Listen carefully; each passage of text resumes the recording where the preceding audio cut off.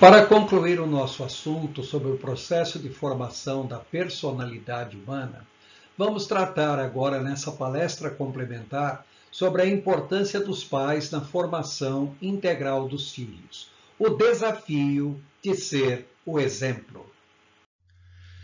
Para começo do nosso assunto, eu gostaria de ler um trecho bíblico que se encontra em Provérbios, capítulo 22, versículo 6. Observe que na versão ARA, que é a versão Almeida Revista e Atualizada, diz: ensina a criança no caminho que deve andar, e ainda quando for velho, não se desviará dele. Então, ensina a criança, uma vez ensinada, não vai se desviar do caminho que deve andar. Agora, na NVI, que é a nova versão internacional, o mesmo versículo diz: instrua a criança segundo os objetivos que você tem para ela, e mesmo com o passar dos anos, não se desviará deles. Observe agora que o verbo ensinar foi substituído pelo verbo instruir. Na versão Almeida diz, ensina a criança. Na NVI diz, instrua a criança. Na versão Almeida diz, no caminho que deve andar. Na NVI diz, com os objetivos que você tem para ela. De qualquer modo, uma vez ensinada ou instruída a criança, ela não se desviará desse caminho, dos objetivos onde ela deve se pautar.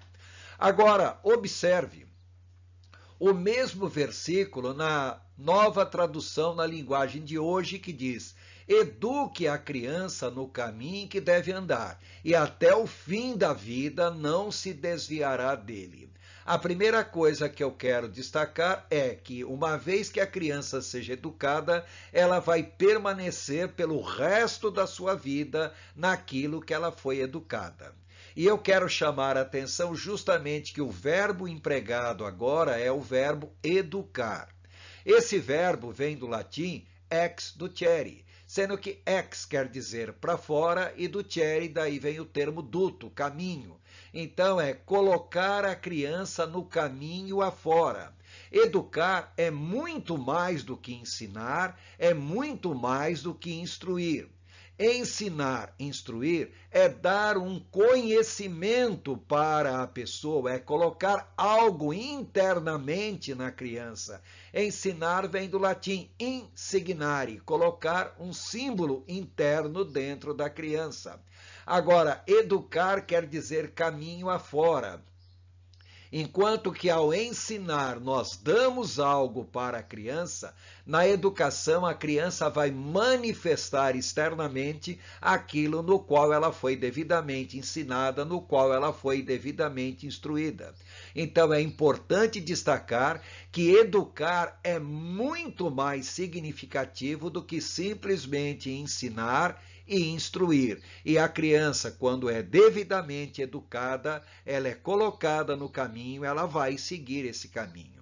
Mas educar é muito mais do que isso. Não é simplesmente indicar o caminho, mas o educador tem que trilhar junto com a criança esse caminho. Ou seja, não é o que ele ensina, é o exemplo que ele dá para esta criança, a fim de que ela permaneça realmente no caminho correto. É importante lembrar que não basta dizer qual o caminho, mas caminhar junto com a criança no caminho, servindo de exemplo até que ela possa caminhar com pernas próprias. Observe ainda uma citação de Pitágoras, da Ilha de Samos. Ele diz: eduquem as crianças para que não seja necessário punir os adultos. Então, se uma criança for devidamente educada, da maneira correta, ela vai trilhar o caminho certo o resto da sua vida. Mas se ela for educada de maneira errada, ela também vai trilhar os caminhos errados. Então, entenda que educar é indicar o caminho correto, é colocar no caminho correto. Porque se a pessoa for mal educada, ela trilhará o caminho errado pelo resto da sua vida. Primeiramente, vamos falar então sobre a importância dos pais na formação dos filhos. Os pais, eles são responsáveis pela formação integral das crianças. Quando nós falamos isso, normalmente nós pensamos de imediato no aspecto físico, que abrange o aspecto orgânico, falamos também no aspecto educacional, dar ensino, dar conhecimento às crianças, mas muitas vezes nós esquecemos que mais do que o cuidado físico, mais do que o cuidado de ensino, a criança também ela precisa do cuidado mental, do cuidado psicológico, do cuidado emocional. É levar as nossas crianças a terem estabilidade psicológica, estabilidade emocional. Então, nesse caso, nós estamos falando de algo mais interior, mais intrínseco na vida da criança. E é importante lembrar também que nós sempre somos produtos do meio social onde nós vivemos. Então, a formação integral das crianças abrange também o aspecto social, o aspecto cultural, moral, ou seja, quando ela vai introjetar valores de tal maneira que esses valores passam a ser seus próprios valores. E também quando nós falamos formação integral no aspecto social, nós estamos falando no comportamento que essa pessoa virá apresentar pelo resto da sua vida. E a formação integral também abrange o aspecto espiritual. Quando falamos em aspecto espiritual, nós estamos falando em crenças, mas nós estamos indo muito além das crenças. Nós estamos falando dos valores transcendentais que essa pessoa vai adquirir. Estamos falando também no seu aspecto existencial. Qual o sentido que essa pessoa vai dar à sua própria vida? Porque muitas pessoas vivem. Muitas pessoas apenas existem, mas muitas pessoas não conseguem compreender o sentido da sua existência. Portanto, a formação integral das crianças abrange sim o aspecto físico, abrange o aspecto de ensino, abrange o aspecto mental, social e também espiritual, e isso nós não podemos ignorar de maneira nenhuma. Para entender melhor sobre a formação integral de uma criança, vamos usar como referência a própria história do Senhor Jesus Cristo. Em Lucas 2,52 diz o texto bíblico: "E crescia Jesus em sabedoria, em estatura e em graça diante de Deus e dos homens." Entendendo melhor esse versículo, o que o texto diz: "E crescia Jesus em sabedoria." Crescia também em estatura, crescia também em graça diante de Deus e, finalmente, crescia também em graça diante dos homens.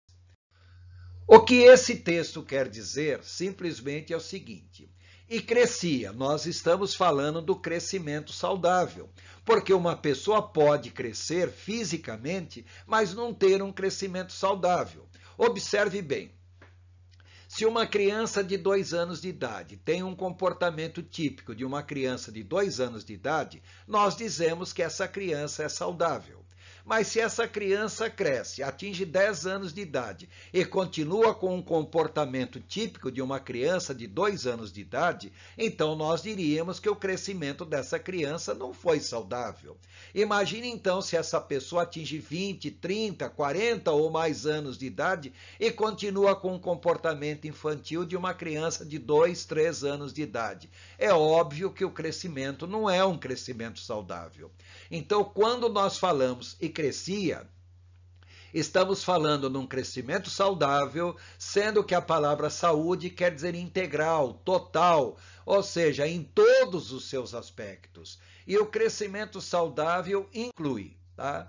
Jesus crescia em sabedoria. Nós estamos nos referindo à saúde mental, à saúde psicológica, à saúde emocional. Então, o primeiro aspecto abordado é buscar o crescimento mental, psicológico e emocional dos nossos filhos.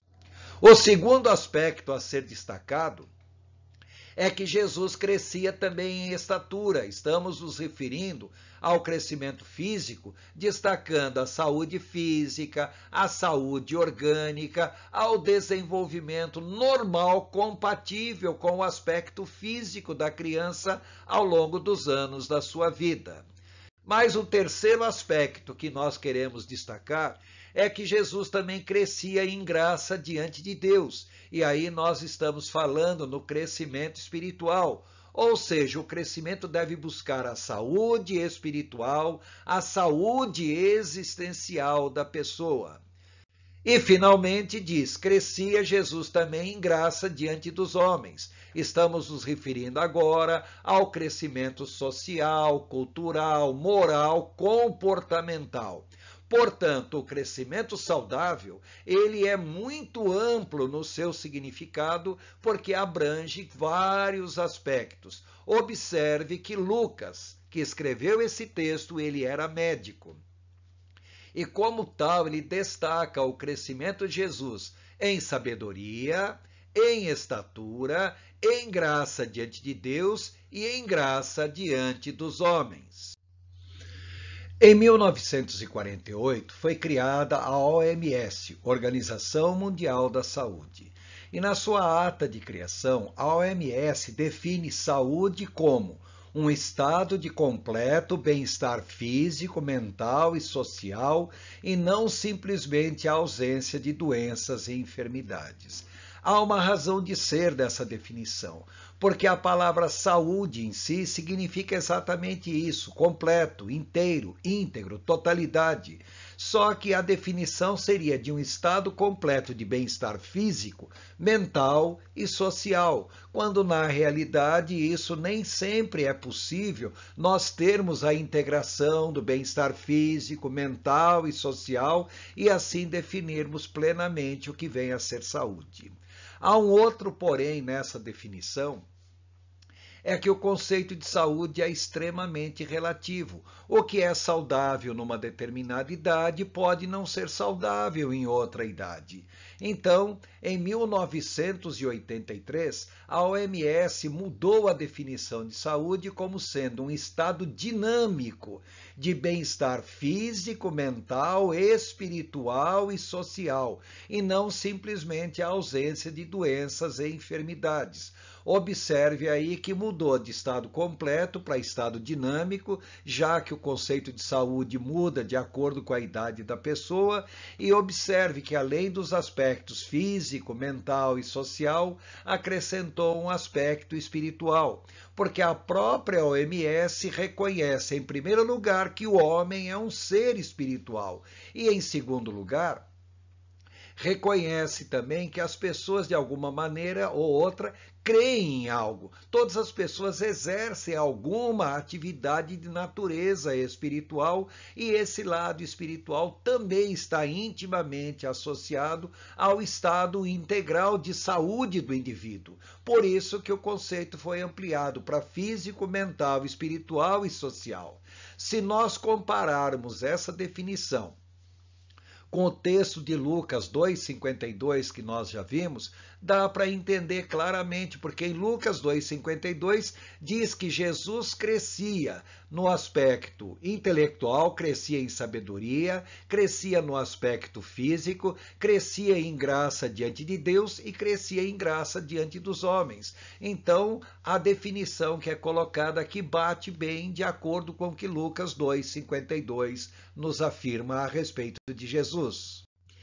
De acordo com a própria Organização Mundial da Saúde, mais de 50% das consultas médicas não são por causa de problemas orgânicos, mas por causa de algum problema de natureza psicossomática. Lembrando que a palavra psique quer dizer alma e soma quer dizer corpo. Em outras palavras, a grande maioria das enfermidades que afetam o corpo não tem necessariamente uma origem orgânica, mas sim uma origem emocional, uma origem psicológica, porque a enfermidade em si, física, é apenas uma consequência da enfermidade mental que a pessoa está enfrentando.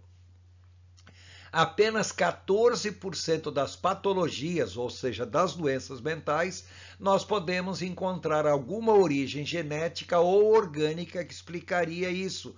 Então, 86% das patologias são de origem funcional, uma vez que nós não vamos encontrar uma explicação ou uma justificativa, nem genética, nem tampouco orgânica, para tal disfunção, para tal patologia.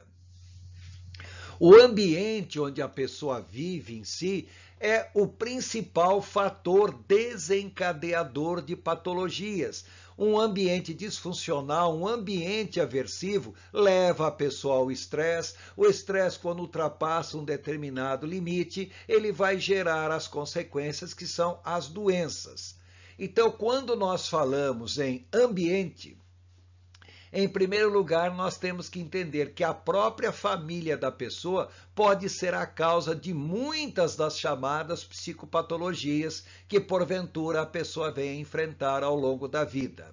Além da família disfuncional, temos que lembrar também do ambiente de trabalho aversivo, principalmente quando a pessoa sofre algum tipo de assédio moral, sofre pressão, cobrança exagerada, dificuldade de adaptação ao ambiente de trabalho.